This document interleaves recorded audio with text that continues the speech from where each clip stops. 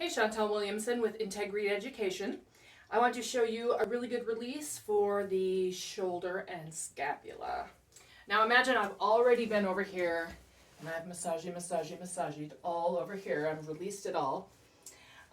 And now what I like to do at the end is bring this arm over. Maybe give it a little pull up for the client. And then I'm going to stand so her arm falls either on this side of me or on this side of me, depending how long the client is and their arm is, where it wants to fall. Sometimes with women, because of the breast tissue, it'll be more up in front of me, and then guys, it'll fall more this way. And then I'm going to cue the client to just let their head roll over to the side, right? And then this arm is going to come around, and I'm just going to hold the scapula here.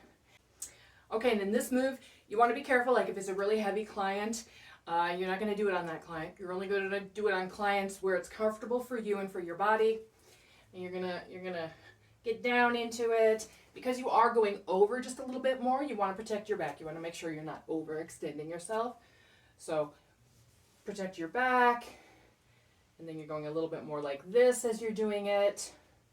Bending your knees. And I'm right up against the table here. And just kind of using that for support.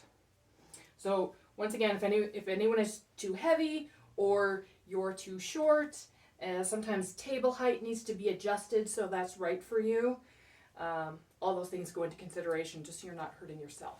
And now I just want to play around with the scapula. Can I circle it? How loose is it just to go in one direction and then the other direction? And then I can also move my fingers in here along the rhomboids and on that medial scapula edge. That feels really good for most people. And I can just kind of play in this whole area. Get the levator scapula where it attaches to the scapula on that upper angle.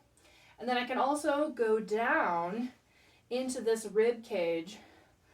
And I can do this back and forth ringing motion, which feels good and kind of adds a little bit more movement into the rib cage. And then to finish off, I'm going to do a spinal twist. So of course you don't want to do this with anyone with spinal cord injuries and or if they're pregnant. So I'm going to take this hand and just get a really nice grip where I'm using my whole arm if I can.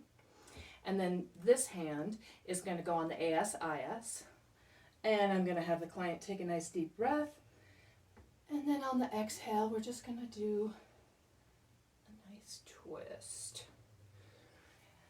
And then sometimes if that's really good, I might say, hey, do you want to do another one? Or I will just straighten them out. And then go on to the other shoulder. So give that move a try.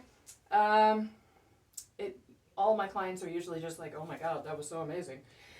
So I hope your clients will like it too.